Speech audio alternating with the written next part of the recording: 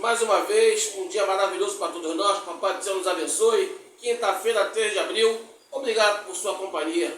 É muito bom tê-los por aqui, ok? Família, hoje eu quero falar nesse curto vídeo especificamente sobre Fernando Diniz. Eu estou recebendo muitas perguntas, muitas mensagens. Poxa, mas por que você está sendo tão enfático com o Diniz? Por que você defende tanto o Diniz?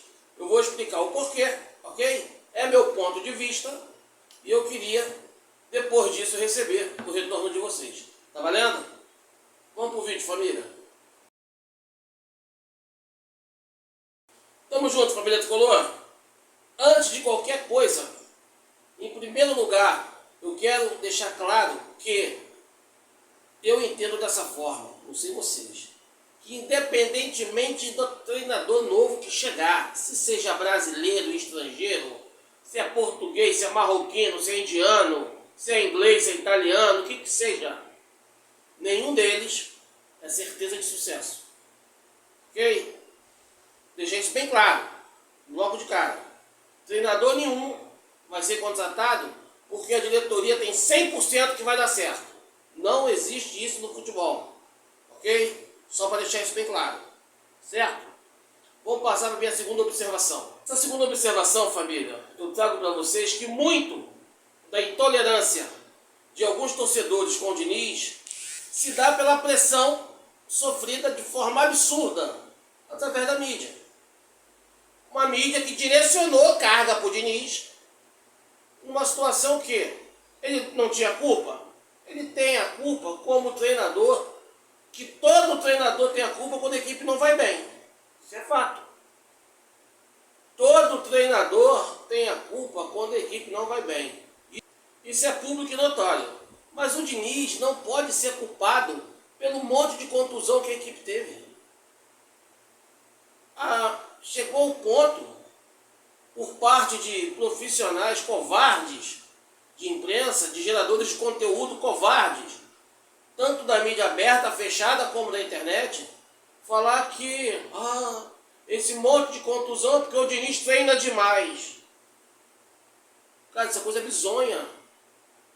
Sendo que o cara passou 2022 todinho treinando, não houve isso. 2023 voando e não houve isso. Então, mas direcionavam todo dia, 3, 4, 5 vezes ao dia, o ataque ao Diniz. Intercalados. Aberta, fechada, internet, intercalados.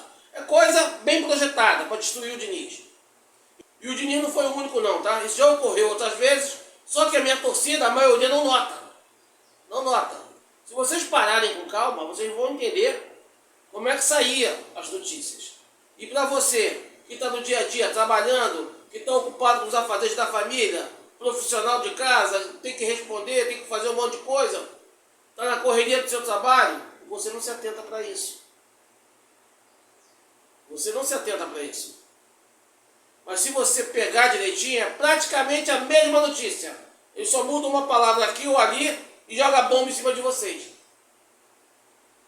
Teve jogo nosso que a gente jogando bem, mesmo com o time todo capenguento, a gente jogando bem, daqui a pouco um jogador livre, podia tocar para lá, podia tocar para cá, podia dar chutão, podia fazer o que quisesse. Livre, sozinho, sem pressão.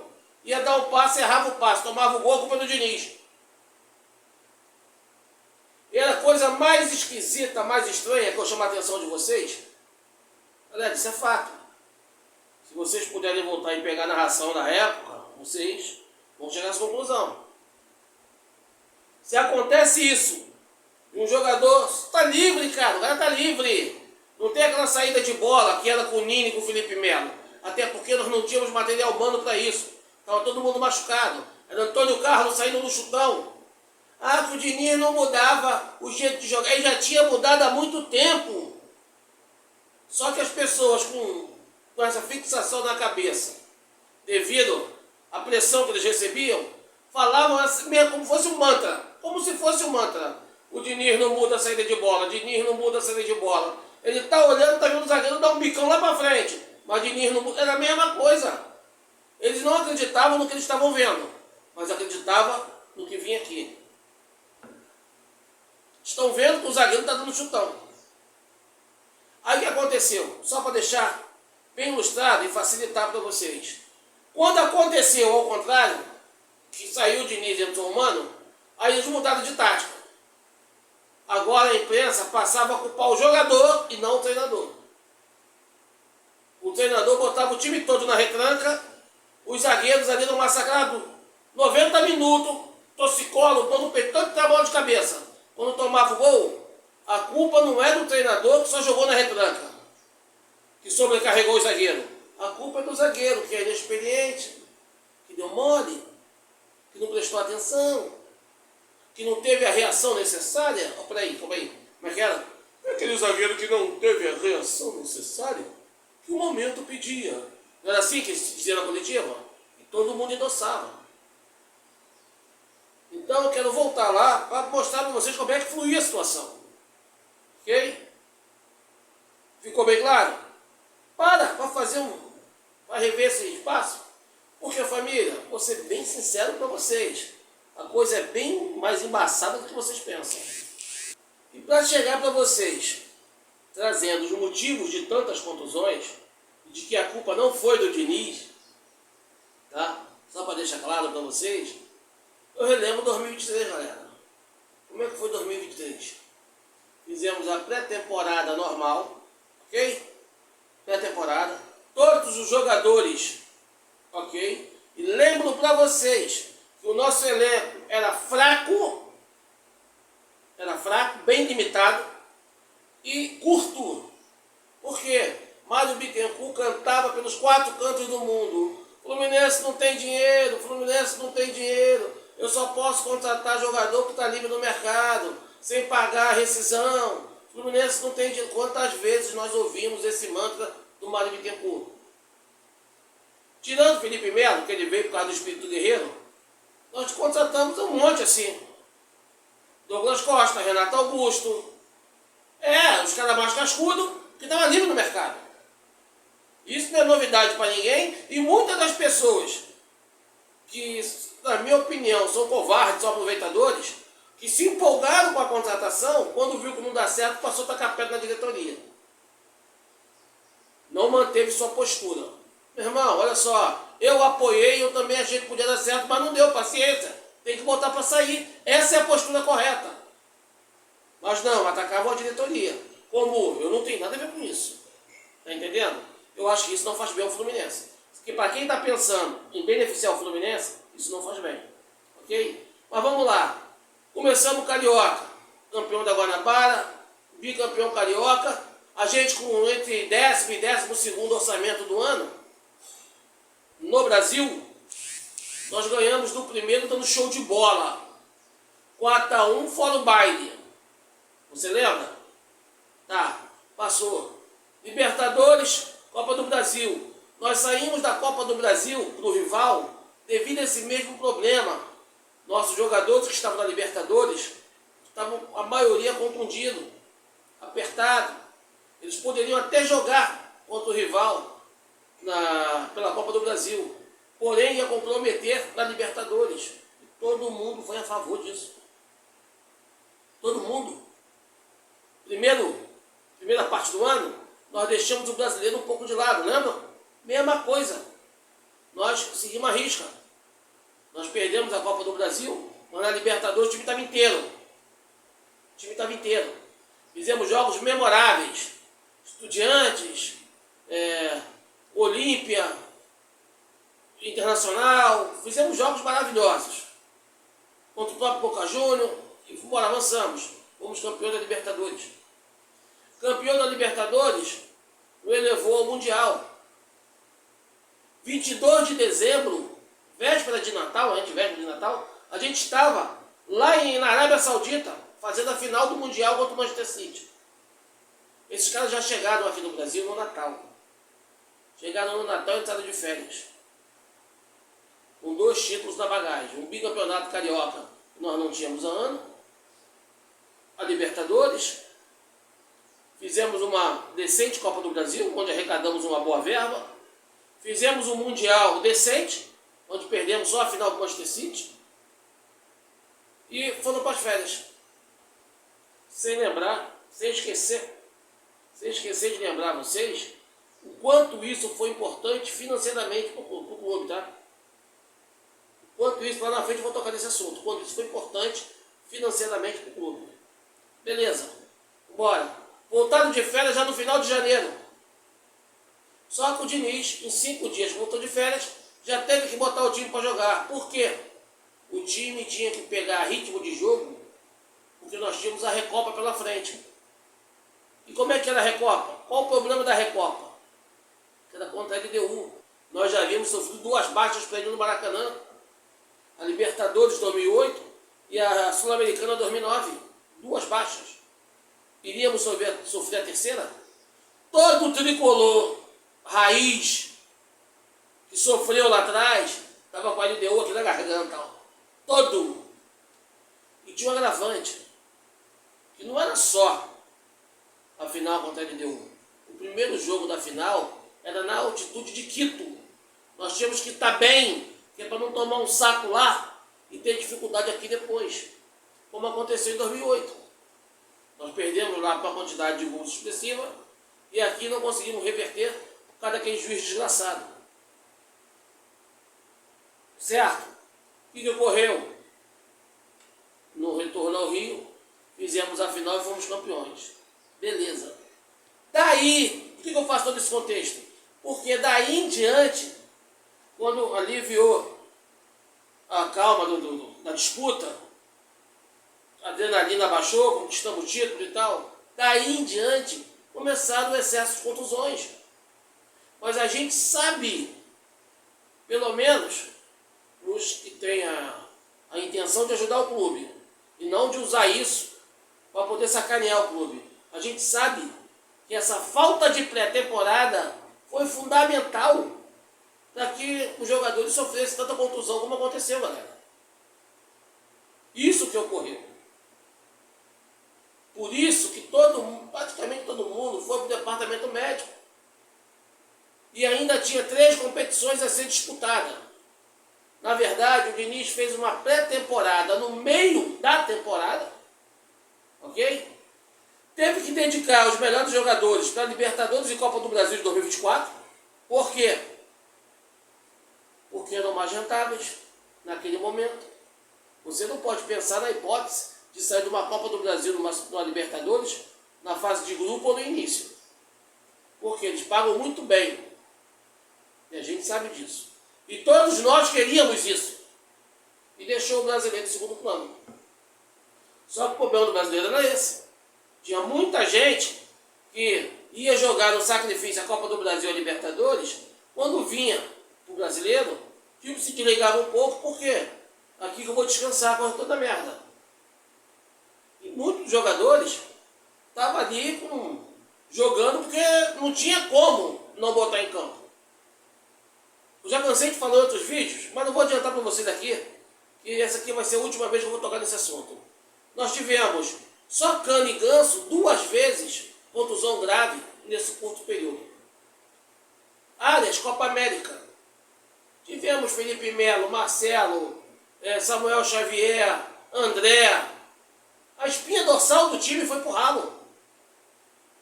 Quem não lembra que nós só tínhamos o Antônio Carlos de zagueiro disponível. Thiago Santos machucado, Manuel suspenso, ou machucado. Então não dá para fazer os comentários que eu ouvia. Cara, eu ouvia comentarista falando assim: o Diniz não muda no time, sabendo que ele não tinha elenco, estava todo mundo machucado. Vai mudar quem? Botar o preparador físico de zagueiro?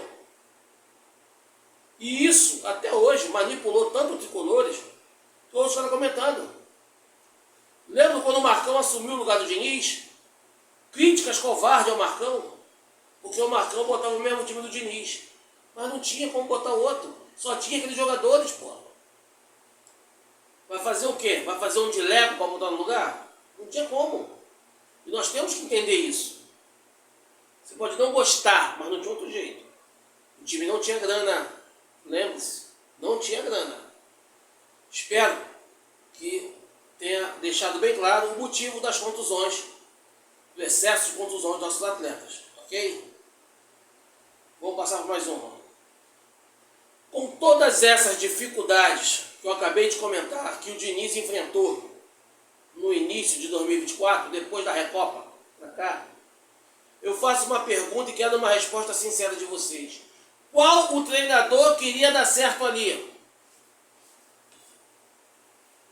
Pega o Klopp, pega o Guardiola, pega o Mourinho, pega, tô falando de treinador top, futebol europeu. Não estou nem falando ninguém aqui no Brasil não. Porque tem um negócio de não, é que se for um treinador estrangeiro, a gente ganha até a Champions League. Eu acho que tem muita impressão nessa merda. Pega um treinador top de lá e bota naquela condição do Diniz. Ia ganhar o quê, cara? Ia fazer o quê? Imagina ali o treinador que você gosta na beira do campo. Zagueiro só tem Antônio Carlos e Felipe Andrade. Para lateral esquerda só tem esquerdinha e... Só a esquerdinha e o Monteiro, Rafael Monteiro. E assim foi, cara. Treinador nenhum ia conseguir fazer milagre daquilo ali. Treinador nenhum iria fazer milagre. E pela minha convicção, pela minha experiência, o Mário cometeu o primeiro maior erro da gestão dele em tirar o Diniz. Porque, pelo que eu conheço de grupo, o grupo sabia que estava em dívida com o Fernando Diniz. E depois da data FIFA, o Diniz iria receber o que o Mano recebeu. Todos os jogadores de volta, todos estavam contundidos, até o André, que tinha sofrido a contusão mais séria na Libertadores, ok? E ainda ganhou reforços. Eu tenho certeza que iríamos brigar por títulos. Por quê? Porque entre junho e julho não teria Copa do Brasil ou Libertadores, só brasileiro. Então iríamos focar com o time completo no Campeonato Brasileiro, somente. Se iríamos conquistar título, não sei. Mas eu garanto que estaremos na Libertadores esse ano de novo. Você não sente falta não? Porra, Sul-Americano eu quero que se lasque. Estou com saudade da Libertadores. Esse é o meu pensamento. Qual foi o inverso? Nós deixamos de ter coragem para passar por cagaço. E veio um treinador que acabou com o clube, acabou com o elenco, brigou com todo mundo, só fez merda, tentou fazer o time jogar retrancado o tempo todo, extrema covardia, quase nos rebaixou. E pega a quantidade de jogos do Diniz no Brasileiro, com o time quebrado, e pega a quantidade de jogos do Mano Menezes, com o elenco completo, no mesmo campeonato. Depois de todas as críticas que o Diniz sofreu, de tanta gente falando mal, que só conseguiu 6 pontinhos, mas o que vocês não sabem, não se atentam, o que ninguém vai te dizer, é que se não fosse aqueles 6 pontinhos, com o time todo quebrado, a gente estaria na Série B. Porque o Mano foi tão incompetente que nem conseguir se livrar da sombra do Diniz, com todo o elenco na mão, com todos os reforços na mão, ele conseguiu. Então, ao meu ver, um ciclo vitorioso foi interrompido. Depois que mudar todo o elenco, aí pensar em Diniz é outro papo. Por que eu ainda bato na tecla do Diniz? Porque a maior parte do elenco conhece o Diniz, fez parte daquele esquema. Até o Thiago Silva, que não fez parte, conhece muito bem o Diniz. Aí eu pulo para Samuel Xavier, para Guga, para Thiago Santos, para Manuel, para Martinelli, para Ganso, para Cano, para Arias, para Keno. Porra, nós ainda temos muita gente que fez parte do ciclo vitorioso, que conhece como funciona a garra, a raça, a vontade. De quando eles estavam com saúde, eles usaram muito bem a favor do nosso clube. E todos eles estão com saúde. É por isso que eu quero o Diniz de volta. Esse é o pensamento campeão. Aí eu vejo, novamente, questão tosca colocada por os gênios do ar-condicionado que nunca botaram o pé na porra de uma bola e que tem uma porrada de torcedor por barulho. Ah, é que o esquema de jogo do Diniz está ultrapassado, já está manjado. Esquema novo é o do Mano Menezes, uma retranca que Matusalém usava lá antes de Cristo. A retranca do Mano Menezes é ótima e ninguém questiona. Quando é que foi inventada a retranca? Essa porra deu certo aonde? A retranca do Mano Menezes parece o extremo comunismo. Nunca deu certo em porra de lugar nenhum. Só serve para arrebentar o clube, para arrebentar o povo. Não, mas o estilo do Diniz, que acabou de nos dar um bicarioca, uma Libertadores, uma Recopa, um vice-mundial, é que tá manjado. Porque ele jogou com o time todo quebrado, aí ficou manjado. Você acredita mesmo nisso? Às vezes eu acho que você quer ser feliz, quer voltar a ser feliz, mas tem medo disso. Muitos pensam dessa forma. Como eu sei que a grande maioria concorda comigo. Ok? Família, eu estou explicando para vocês o porquê que eu queria o Diniz de volta.